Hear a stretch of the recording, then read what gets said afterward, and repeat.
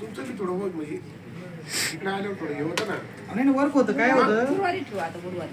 गुरुवारची ठेवायची. हा गुरुवारी. एक 2-3 तास जर बसले ना तुम्हाला सांगतो तुमचं बी टर्नओव्हर होतं सगळं म्हणजे. बीपीचंच नावाच होत. आमचं नाव काय आहे?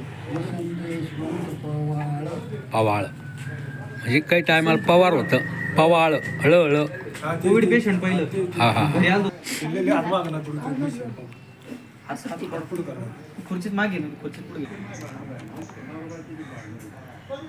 याला त्याचं टेन्शन येतं. चालते झालं बसते झालं.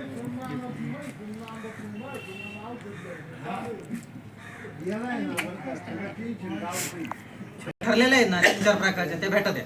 मग तिचं नाही ते पर्याय दुसरा मग नाही त्यांना वाटलं प्रायव्हेटची चालू आहे कोणाच तरी. मग एक तर डॉक्टरचे कोणते चालले ना आता तिथे गेले भेंडाळ्याला गेले किंवा तुम्ही गंगापूरला गेले मग तिथं तुम्हाला ते दाखवावं लागेल त्या डॉक्टरला विचारावं लागेल ही गोळी ही चालू होती मग ही बंद करून आमची चालू करू शकतो का किंवा त्या प्रायव्हेट डॉक्टर कोण ते तर काय बंद नाही करत त्यांचं ते काय घेत लहान कधी झालं चालू बी शुगरचा ते कॅम्प? हा कॅम्प आता सकाळपासून चालू झाला. बरं किती वाजेपर्यंत चालू राहील आता?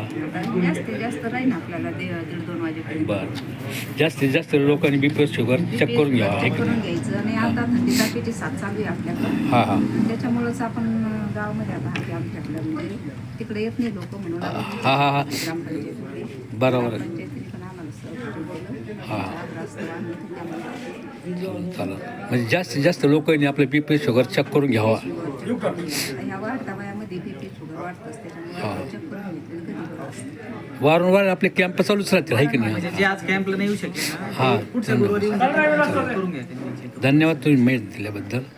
नेवरगाव ग्रामपंचायतमध्ये सरकारी दवाखान्याचा कॅम्प आणि बी शुगर चेक करण्याची गरज. जय हिंद जय महाराष्ट्र.